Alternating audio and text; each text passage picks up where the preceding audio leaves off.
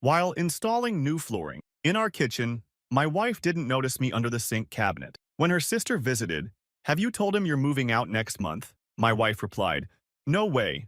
I need to secure my promotion first, then take half the accounts." They discussed timing. As I lay silently working, I got angry and finished the renovation without revealing what I'd heard. 5 days later, she regretted everything she said. "Hey Reddit, been lurking for years but never thought I'd be posting my own story here. This shit is still fresh, still hurts like a dropped hammer on my thumb, but I need to get it off my chest. Buckle up, this isn't a quick fix job. My wife Catherine and I have been married for 7 years. We bought our starter home 3 years ago. Nothing fancy, just a 3-bed with decent bones but outdated everything. Being in the renovation business, I've been slowly fixing it up room by room. Our relationship was like that house. Solid foundation, decent structure, but maybe needed some work in places. At least that's what I thought. Last month, Catherine kept dropping hints about wanting the kitchen done before summer. I noticed she'd been acting different lately, staying late at work, being glued to her phone, taking calls in another room. Typical sus behavior, but I chalked it up to stress from her upcoming promotion. Stupid me thought finishing the kitchen would make her happy, show her I was invested in our future. So last Saturday, I started tearing out the old vinyl flooring, nasty stuff from the 90s that was peeling at the edges. Plan was to install those vinyl planks that look like hardwood. Catherine had picked the color herself, all excited about how it would match the new backsplash we'd chosen. I'd already finished most of the demo work and was starting on the plumbing under the sink, had to adjust some pipes to fit the new cabinet depth. I was lying on my back, half inside the sink cabinet with my tools spread around me, when I heard the front door open.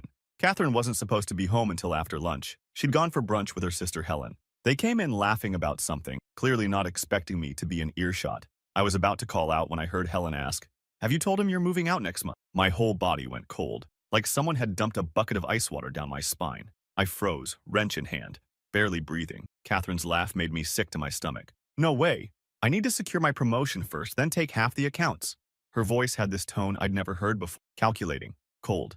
"The timing has to be perfect. If I leave before the promotion goes through, I might not get it. But once I do, that's an extra 20 grand a year in my pocket." Helen asked if she was worried I'd figure it out. Catherine just scoffed, said I was too busy playing with my tools to notice anything, said I was predictable, that I'd be crushed but wouldn't fight back. Then they started discussing the logistics. Catherine already had an apartment lined up, had been slowly moving personal items to Helen's place, had a separate bank account I knew nothing about, 7 fucking years together, and she was talking about me like I was some clueless chump she'd been tolerating. The rage that built inside me was like nothing I've felt before. My hand was gripping the wrench so hard my knuckles went white, but I didn't move, didn't make a sound. Some instinct told me to stay put, to learn everything I could. They moved into the living room, voices fading but still audible. Catherine was worried about the joint accounts, wondering how to maximize what she could take. Helen suggested talking to her friend who'd cleaned out her ex good during their divorce. They discussed the fucking timing, like this was some kind of military operation. Catherine wanted to wait until after her parents' anniversary party next month so it wouldn't spoil their celebration. How fucking considerate. I lay there for what felt like hours but was probably 20 minutes, until they decided to head back out to finish their shopping day. When the door closed, I crawled out from under that sink feeling like my chest had been hollowed out with a rusty spoon. You know what's the worst part? We'd been talking about starting a family now. I'd been saving for fertility treatments because Catherine has PCOS. There was 15 grand sitting in an account specifically earmarked for our future family. A family she knew would never exist. I wandered around the half-demolished kitchen, mind racing. My first impulse was to pack my shit and be gone when she got home, or to confront her the second she walked through the door. But something stopped me. The more I thought about her smug certainty that I wouldn't fight back, that I was too predictable, the more determined I became to prove her wrong. So I did the hardest thing I've ever done. I went back to work. I channeled every ounce of rage into that floor installation. By the time Catherine came home, around 6 p.m., I had half the new flooring laid, working with mechanical precision that helped keep me sane. She walked in, all smiles, commenting how good it looked, asked if I wanted to order takeout since the kitchen was torn up. I smiled back and said sure. That night was fucking surreal. We ate Chinese food on the couch, watched some Netflix show I couldn't focus on, and she cuddled up next to me like everything was normal. She even initiated sex later, which now made me wonder if it was guilt or just maintaining the facade. I went through the motions, feeling nothing but disgust and rage. Every touch, every fake smile was like sandpaper on my soul. But I played my part, told her I loved her before we fell asleep, while silently vowing she'd regret every word I'd heard. Sleep wasn't happening. Once Catherine's breathing steadied, I slipped out of bed and started my reconnaissance mission. Her phone was locked, but I knew her laptop password. Nothing suspicious in her emails I could access. But then I checked our joint accounts online and noticed regular transfers of $200, $300 to her personal account over the past few months. More than the usual spending money she kept separate. Small enough that I hadn't noticed, but it added up to thousands. I took pictures of everything with my phone. Documentation would be key. By 3 a.m., I was sitting on our back porch texting my buddy Anthony. Need to talk ASAP. Marriage emergency, not joking. He responded immediately, despite the hour. Tomorrow, lunch, the usual spot. The next morning, I was back at the flooring installation before Catherine woke up. Acting normal was the hardest job I've ever done. Harder than any renovation I've tackled. She kissed me goodbye, said she was so lucky to have such a handy husband, and headed off to work. The second her car pulled away, I collapsed against the new cabinets, shaking with anger and betrayal. But I wasn't going to be the predictable chump she thought I was. The renovation would continue, exactly as she wanted it. Perfect, beautiful, everything she dreamed of. And while I worked, I'd build something else too. The perfect plan to make her regret ever thinking she could discard me like outdated vinyl flooring. By Sunday night, I'd finished most of the floor installation. The physical labor helped me process the shock. Every nail I drove in was like securing a piece of my resolve. Every measured cut was a calculated step in my emerging plan. Catherine was all compliments and affection, even brought me beer while I worked and talked about how excited she was for the finished kitchen. Monday was when things really started shifting into gear. Lunch with Anthony was exactly what I needed. We met at our usual sandwich spot, and the second I told him what happened, he went from concerned to furious on my behalf. "You gotta hit back harder than she expects, man," he said between bites. "She thinks you're predictable? Show her how wrong she is." We spent the lunch break outlining what I needed to do: separate finances, document everything, consult a lawyer before she had a chance to.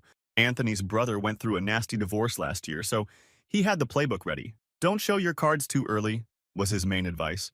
"Get everything lined up first. The element of surprise is your only advantage right now." I went back to work on the renovation that evening with renewed purpose. Catherine texted that she'd be home late. Work dinner, she called it. Yeah, right. I used the time alone to start making moves.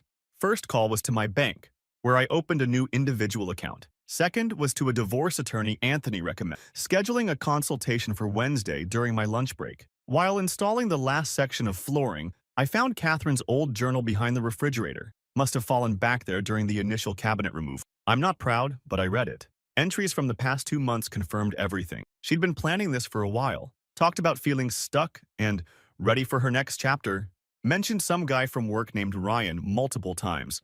Nothing explicitly stating they were having an affair, but enough innuendo to make it clear something was happening. The entry that really got me was dated just 3 weeks ago. D talking about fertility treatments again. Feel guilty, but what's the point in starting that process when I'm leaving? Would just complicate the exit plan. Better to keep stalling. That night when she came home, smelling faintly of wine and wearing makeup that had been refreshed, I almost lost it. Almost threw the journal in her face and watched her world implode. But I remembered Anthony's advice. Strategic patience.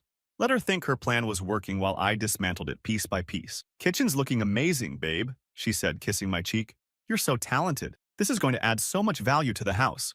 The irony wasn't lost on me. Value she planned to cash in on without me. "Just want you to be happy," I replied, the words tasting like ashes in my mouth. "I am happy," she lied, right to my face without a flicker of remorse. "So happy with you." I nodded and turned back to my work, unable to look at her without my expression giving everything away. That's when I decided. This renovation would be my masterpiece, and my revenge would be just as meticulously crafted. Tuesday morning, Catherine left for work early for a big presentation.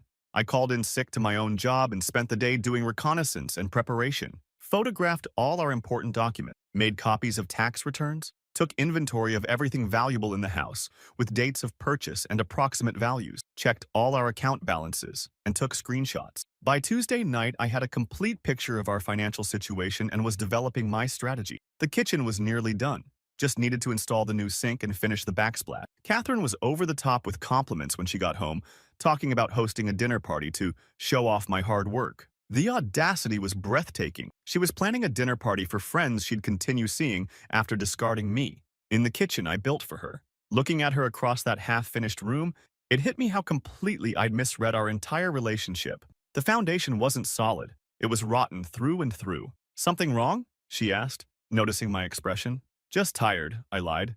Been pushing hard to get this done for you. She smiled, apparently satisfied with my explanation. It'll be worth it. This kitchen is going to be amazing. Yeah, I agreed, turning back to the sink installation. You have no idea how amazing it's going to be. As I worked late into the night, I could hear her on the phone in our bedroom, voice low, probably talking to Helen about their plan, or maybe Ryan.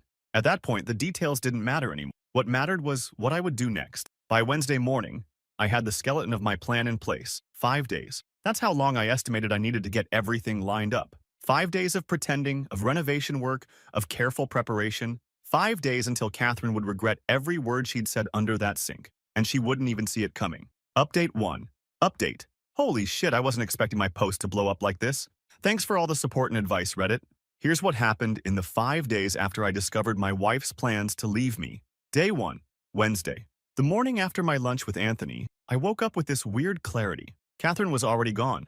Early meeting, according to her text. The house felt different somehow, like when you're about to flip a property and see past the current mess to what it could become. My consultation with the divorce attorney was eye-opening AF. I'd grabbed copies of all our financial docs and brought them with me. The no-nonsense attorney listened to my story without blinking. She explained how crucial it was that I'd learned about Catherine's plans before she executed them. In my state, cleaning out joint accounts isn't technically illegal between spouses. If Catherine had grabbed everything first, it would have been a nightmare. That afternoon, I opened a new individual account at a different bank. Then I moved exactly half of our joint savings, $37,000, not a penny more than my fair share. I wasn't going to play dirty like Catherine planned to, but I wasn't going to be a doormat either. When I got home, I went straight back to work on the kitchen. The backsplash tile was a complicated herringbone pattern Catherine had picked out, labor-intensive as hell, but it would look amazing. Catherine came home around 7, carrying takeout again. She mentioned her promotion might come through earlier than expected. That set off alarm bells immediately. According to what I'd overheard, her exit strategy was tied to that promotion timeline. She showed me some shoes she'd bought online. 3rd pair this month. The old Catherine was careful with money. This new Catherine was living like the joint accounts were already hers alone. Once I heard her go upstairs, I texted Anthony an update. He replied immediately, "Good first steps. Tomorrow, we go nuclear on Operation GTFO. Day 2, Thursday." Day 2 was about documentation and intelligence gathering. Yeah, I know how that sounds, but when your wife is plotting to clean you out, you get intense about this shit. I took photos of everything valuable in our house before Catherine was up. Made a spreadsheet noting when each item was purchased and by whom. While Catherine was in the shower, I quickly checked her planner. There it was. Meeting with Janine, 1 p.m. Janine was her friend who'd gone through a divorce lab. The same friend who, according to Catherine's sister, had cleaned out her ex good. Around noon, I installed one of those parental monitoring apps on our shared laptop. Catherine used it more than I did, and I needed to know what she was planning. By mid-afternoon, I'd finished the backsplash and was installing the new cabinet handles Catherine had picked out. These matte black ones that cost way more than they should have. Anthony came by after work with beer and pizza. We sat on the back deck where neighbors couldn't overhear, and I brought him up to speed. I asked if I was overreacting. Anthony just gave me this look, like I was being the world's biggest dumbass. He reminded me about her secret bank account, the planned apartment, the hidden moving of personal items to her sister's place. When we heard Catherine's car in the driveway, Anthony left through the back gate.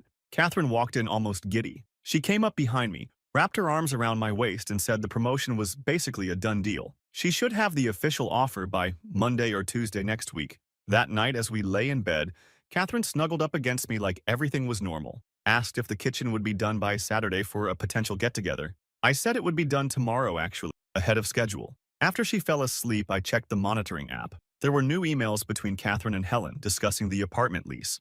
Catherine had signed it yesterday. Move-in date was set for exactly 4 weeks from now. Day 3, Friday. Friday was grind time. I had most of the kitchen done, but there were still finishing touches. Under cabinet lighting, caulking, final paint touch-ups. First, I went to our safe and removed my grandma's jewelry that Catherine sometimes wore. Family heirlooms that were never technically hers. I packaged them carefully and drove them to my parents' house. Next, I went to the bank and closed our joint credit card account. Opened a new one in just my name with a different bank. While I was out, I called the fertility clinic and explained I needed to close our account. The 15 grand we'd saved would be returned within 5 to 7 business days. I gave her my new individual account info. Back at the house, I put the finishing touches on the kitchen. As I installed the last piece of molding, I felt this twisted sense of pride. I'd built something beautiful that she would barely get to enjoy.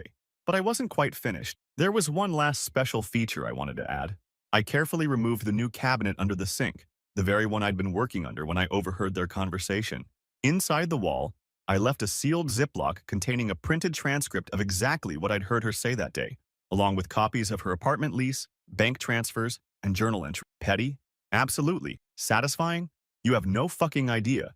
When Catherine got home, she squealed when she saw the finished kitchen, said it was even better than she'd imagined. We ended up getting sushi delivered while Catherine took photos for Instagram. #Kitchen Reno, #Dream Kitchen, #Blissful Home Life. Later, Catherine came downstairs wearing lingerie I'd never seen before, said she wanted to properly christen the new kitchen. For a second, I almost broke, almost told her I knew everything. But I reminded myself 2 more days, just 2 more days until my plan was fully in place. So I went through the motion, feeling nothing but contempt with every touch. Later, I checked the monitoring app again. She'd texted Helen, "Kitchen looks amazing. Almost feel bad about the timing. But not really. He'll find another house to fix up, LOL." Day 4, Saturday. Saturday morning, Catherine was all enthusiastic about hosting friends that evening to show off the kitchen. While she was out shopping, I finalized all my financial preparation, changed my direct deposit, made copies of all important documents, downloaded our photos from shared cloud storage. Anthony came by to help move some of my essential belongings to his garage, nothing Catherine would immediately notice missing, but things I wouldn't want to lose in the chaos of separation. He asked if I was sure about waiting until tomorrow. Wouldn't it be better to do it before she had friends over? I explained my reasoning. I wanted her to have her moment, to think everything was going perfectly. The higher she felt tonight, the harder tomorrow's fall would be. By 6, guests started arriving. Helen came first, giving me this weird, sympathetic hug that made me wonder exactly how much she knew. The evening itself was surreal. I grilled steaks, poured drinks, laughed at jokes, all while watching Catherine perform her role of happy wife. During dinner, the conversation turned to future plans. One couple was thinking about starting a family, and everyone looked expectantly. Without missing a beat, Catherine launched into this whole spiel about how we were actually planning to start trying soon. I nearly choked on my beer. The audacity was breathtaking. Helen caught my eye across the table, looking slightly uncomfortable. At least she had the decency to feel some guilt about the lie. Day 5, Sunday. The final day arrived with perfect symbolism, dark clouds, and a forecast for severe thunderstorm. Catherine was still asleep when I got up and made coffee. I sat at our kitchen island, admiring my handiwork one last time. I'd planned every detail of this day. Catherine's parents were coming over for lunch. Her idea, not mine. She wanted to show them the kitchen too. Everyone who mattered to her would be there to witness what came next. As I sipped my coffee, I felt strangely calm. The panic and rage had crystallized into something harder, more resolved. I was no longer hanging drywall in a tornado. I was installing the final, perfect piece of crown molding on a masterpiece of revenge. Catherine finally came downstairs around 9, yawning and asking if I'd made enough coffee for her. She didn't even notice my mood, too busy checking her phone and making plans for lunch. Her parents were due at noon. I had 3 hours left of pretending. 3 hours until I demolished the life Catherine thought she had so carefully constructed. The storm broke just as they arrived, rain pounding against our new kitchen windows as I welcomed them in. Perfect, dramatic backdrop to what would be the most important renovation reveal of my life. And unlike Catherine, I wasn't planning to delay my own personal demolition day, not by a single minute more. Final update. So many of you asked for the conclusion to my story. Well, here it is. The day my wife finally realized she'd fucked with the wrong contractor. Pour yourself a drink. This is a long one. Sunday morning felt different. You know that calm before you demo a wall? When everything's prepped, tools are laid out, and you're just waiting for the moment to swing the sledgehammer? That was me sitting at the kitchen island, drinking coffee, watching the storm clouds gather outside. Catherine came downstairs around 9, still half asleep and oblivious to what was coming. She poured herself coffee and started chattering about lunch prep for her parents.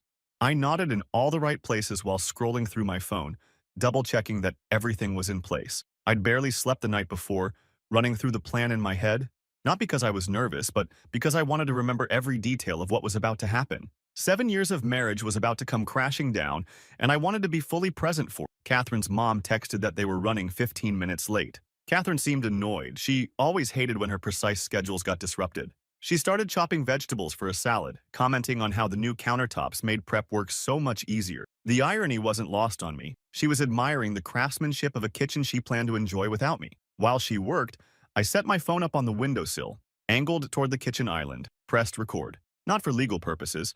My state is two-party consent. but for my own sanity later when Catherine inevitably tried to twist what happened. Around 12:15, the doorbell rang. Catherine's parents arrived looking damp from the rain but cheerful. Her dad, Tom, immediately commented on the exterior paint job I'd done last summer. Her mom, Diane, brought flowers for the table. Always thoughtful like that. I'd always liked Catherine's parents, which made what was coming even harder. Catherine led them on the grand tour of the kitchen, pointing out all the features as if she'd built them herself. Her parents made appropriate noises of admiration. Tom asked about the cost, and Catherine waved it off, saying we'd talk numbers later. I almost laughed. She had no idea what numbers we'd actually be discussing soon. As Catherine finished the tour, Diane asked when we were having people over to see it. Catherine mentioned we'd already had friends over last night and was thinking of hosting her work team next weekend. I just smiled, knowing there wouldn't be any work team dinner next weekend. We all settled around the dining table for lunch. Catherine had made her mom's lasagna recipe, one of the few things she cooked well. As we ate, the conversation flowed naturally to Catherine's upcoming promotion. This was the moment I'd been waiting for. Catherine went on about how excited she was for this next step in her career, how it would mean more money for our future. She even reached over and squeezed my hand while saying it, the ultimate performance of loving wife. Her dad raised his glass in a toast to her success. Everyone clinked glasses, and in that moment of celebration, I decided it was time. After taking a sip, I set my glass down carefully and said I had an announcement too, something to add to the celebration. Everyone turned to me expectantly. Catherine had that look, half curious, half annoyed at having her spotlight interrupted.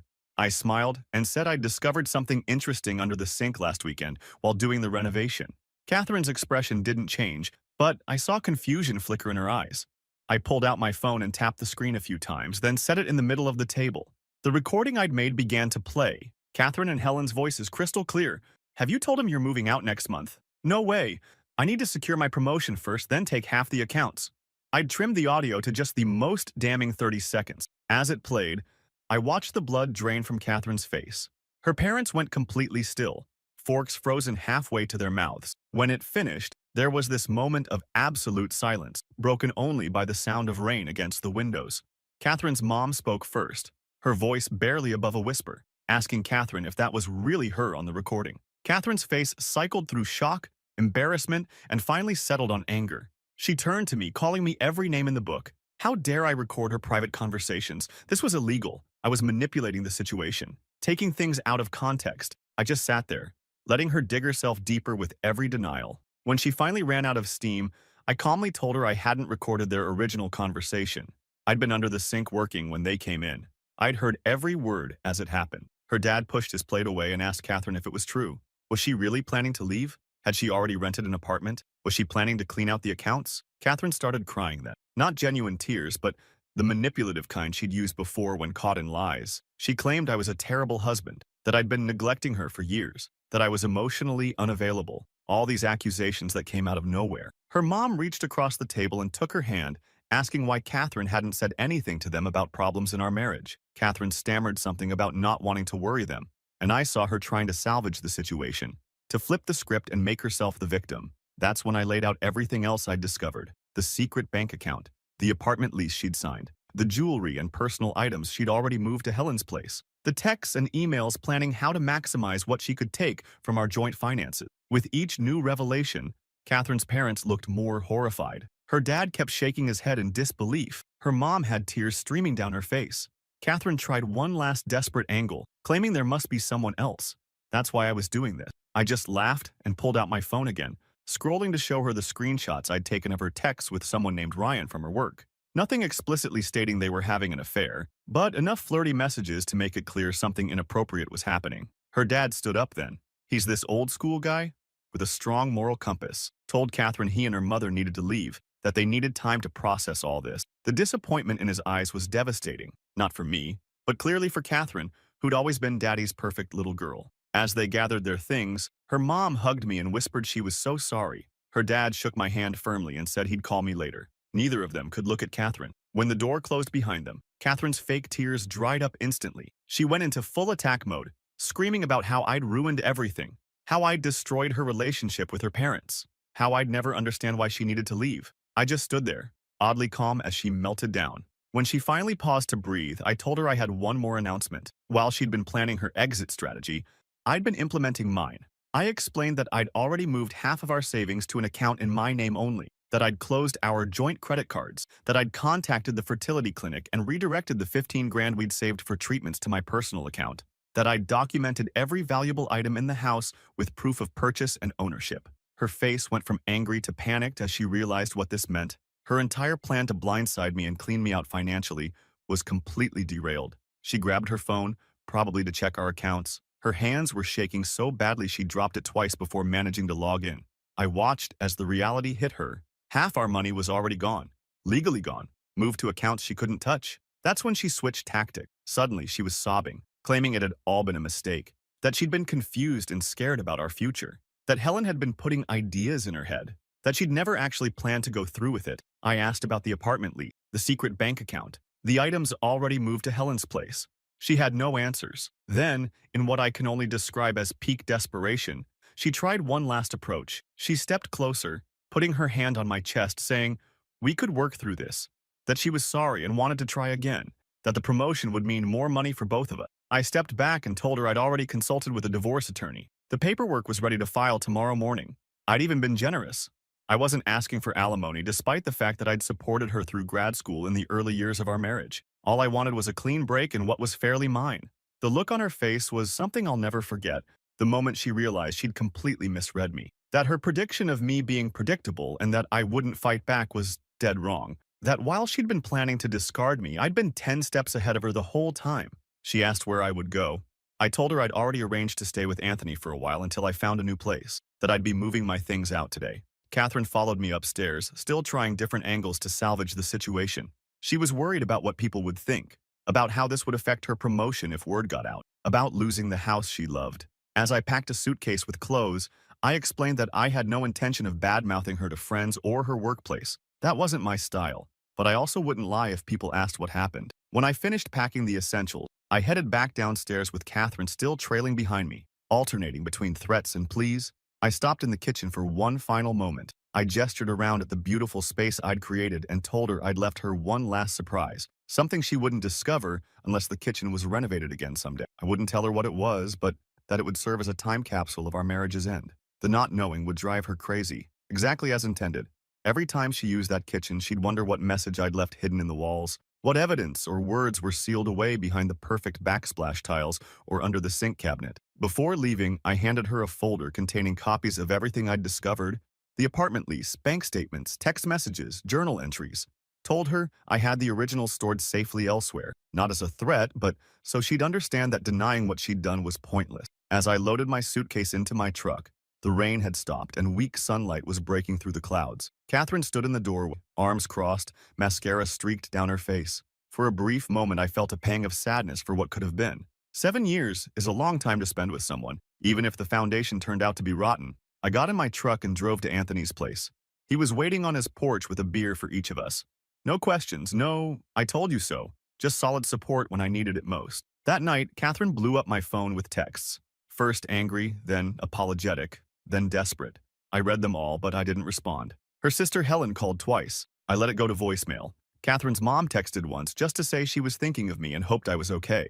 I slept better that night than I had in a week, even on Anthony's lumpy guest bed. The relief of no longer carrying the weight of that secret, of no longer having to pretend, was indescribable. Monday morning, my attorney filed the divorce papers. Monday afternoon, Catherine's promotion was officially announced. I saw it on LinkedIn. The timing couldn't have been more perfect. She got what she wanted professionally. On the same day, her personal life imploded completely. By Tuesday, she'd removed her relationship status from Facebook.